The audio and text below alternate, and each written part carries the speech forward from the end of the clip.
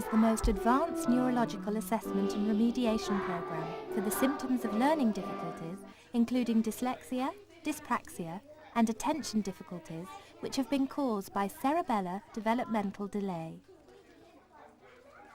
This video will explain what will happen on your assessment day and an explanation of what tests you will have. DDAT assessment will probably be quite different from any other type of assessment you may have had before. We are a medical clinic and assess and make medical diagnosis. Unlike educational tests that you may have had, we do neurological tests to see how the brain is working and, more importantly, how to make it work better and faster. Many people with learning difficulties have a problem with the speed of processing in the cerebellum. The cerebellum is a small but highly complex structure lying at the base of the thinking brain. It is responsible for analysing all sensory information to learn to develop automatic skills. These skills include, of course, reading, writing, spelling, remembering lists, and the control of all our movements, for example, eye movements and how we hold and control a pencil. If the cerebellum is not working correctly, it may affect many of the things we do, and the thinking brain has to work a lot harder. Our remediation has been developed to improve the function of the cerebellum. This has the effect of freeing the thinking brain to attend to more vital thought processes. This allows the full potential of the thinking brain to be released. Most treatments for dyslexia are educational and involve special ways of learning using different mechanisms. These methods do work, but are often slow, time-consuming, and take a lot of effort. They are not able to address the root cause of the problem. Until now, people did not believe that there was any way of changing the neurological process. Also, many people with dyslexia also have some dyspraxia, attention deficit, short-term memory, and working memory problems which are not particularly addressed by educational treatments. At DDAT, we believe that we have uncovered not only the root cause of the problem, but that our remedial programs, through different combinations of stimulation, improve all aspects of the conditions dramatically.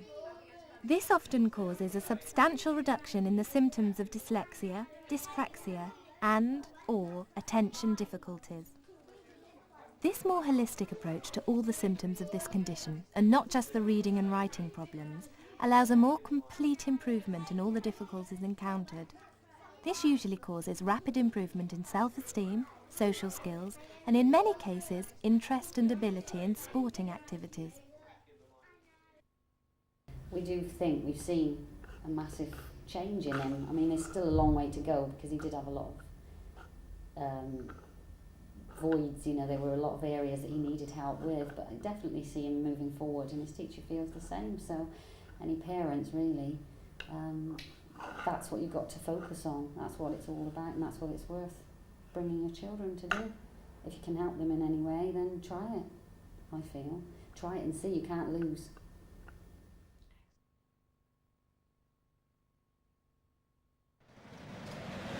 We advise that you travel in plenty of time to ensure that you arrive early for your appointment.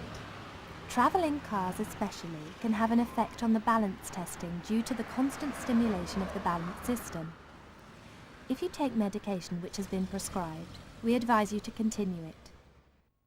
We would, however, strongly advise that before your visit and during remediation, you stop taking all dietary supplements containing essential fatty acids and oral hay fever treatments.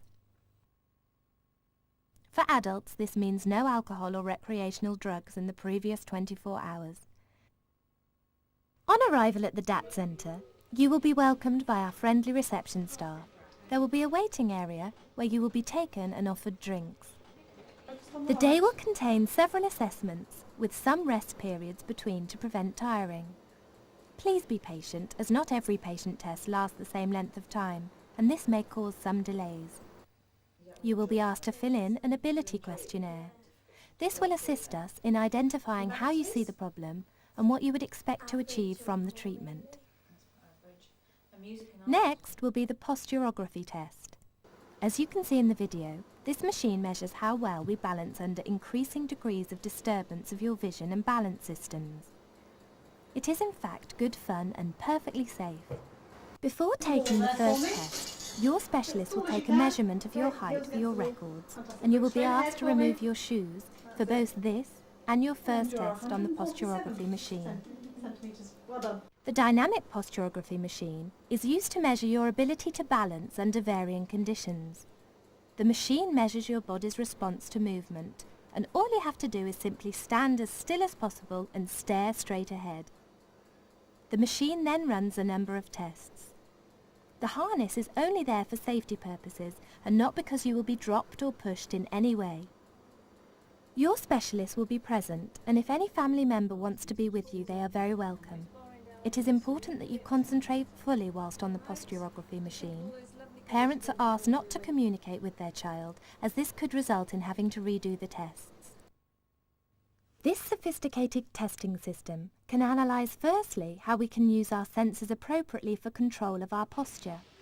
This is called the sensory organisation test. Secondly, it measures how we use our muscles to correct our posture in response to disturbance of balance. This is called the motor control test. And lastly, it measures how we can adapt to unusual changes of posture. This is called the adaptation test. All this information from the tests is vital to diagnose the neurological problems and then to assess the type of therapy required. This test gives us vital information on how well our cerebellum has developed automatic posture responses and how quickly it can learn to adapt to sudden, unusual changes. This reflects the degree of maturity of the cerebellum and to see if our senses are being used properly. This graph shows what the sensory organisation test looks like. The doctor will go through this test with you. The sensory analysis of this test gives us an idea of how well the senses are being used and if there is a weakness in use of senses. For example, the vestibular, or inner ear.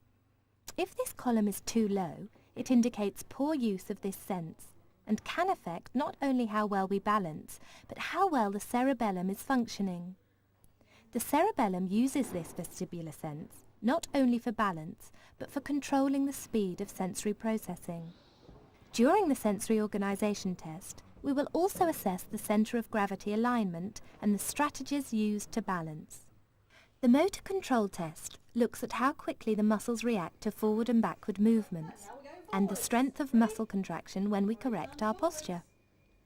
The adaptation test. The feet are tilted up and down to disturb balance. The cerebellum has to override the normal reactions to allow balance to be regained. This test again shows how well the cerebellum is processing sensory information. Any fears that people might feel for anything that might happen to them on their first visit to the DDAT centre actually are completely unfounded. From an adult's perspective, I suppose the fear could be one of image really, that how other people might perceive their condition, including friends and peers, but also people at the DDAT centre. That fear is completely unfounded. They're unbelievably professional, and the whole experience of visiting the DDAT centre for an adult is fantastic. It's painless and enjoyable. From a child's perspective, I think probably the main concern might be that the people at the DDAT centre are going to perform some sort of painful diagnostic procedure, injections or blood tests or something like that. That just isn't the case. The two procedures they use to test people are very, very comfortable and actually quite good fun. And the people there are so professional and friendly that, any fears that you might have, are completely allayed within the first couple of minutes.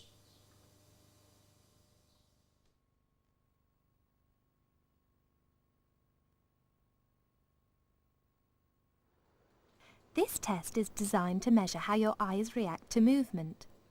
3 sensors on the forehead measure the electric current in the eye as it moves. All you have to do is sit as still as possible and follow the red dots ahead of you with your eyes. This is also good fun. The assessment specialist will tell you exactly what to do. The leads that are attached to the forehead are nothing to be afraid of. They are simply attached to the skin with a soft jelly-like substance and do not hurt you in any way. During this test, the room is dark to help you focus on the lights. You can take members of your family in with you if you wish.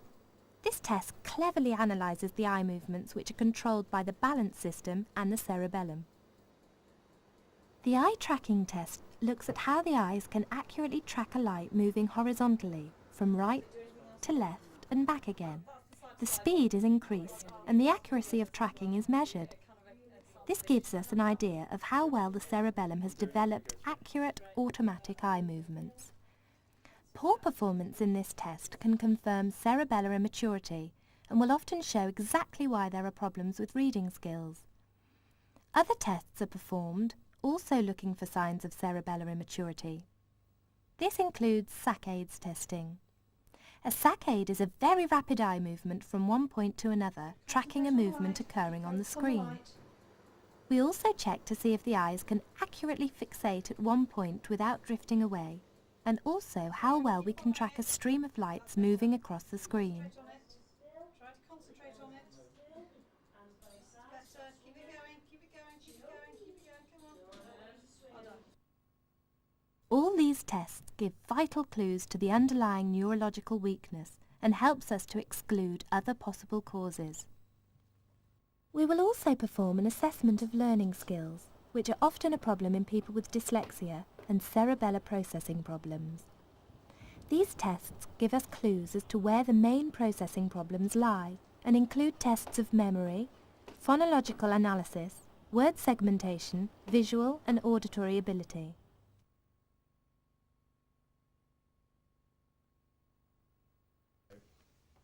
Once all this information has been recorded on your records, you will be examined by a doctor.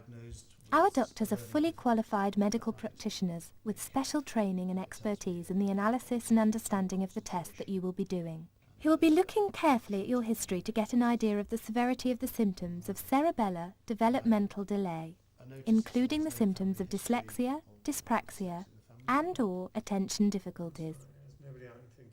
This is not an educational assessment. We are looking for and treating neurological symptoms and signs only. Whilst any educational reports that you have will be of interest, it will not be necessary for the doctor to study these, as he will be focusing on and treating the underlying physiological condition. The doctor will also perform a simple neurological examination, looking specifically for signs of cerebellar developmental delay and retained primitive reflexes. 24, 27, 30, 33, 30. Once the doctor has examined you, he will explain carefully all the findings. If the tests confirm the presence of a cerebellar developmental delay, the doctor will prescribe the initial starting therapy and pass you over to the assessment specialists to provide you with full instructions for the exercise therapies that you will be given.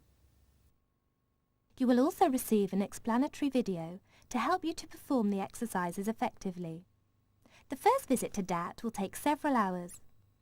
Finally, the therapist will arrange your next appointment, which should last approximately 1.5 to 2 hours, to check on your progress.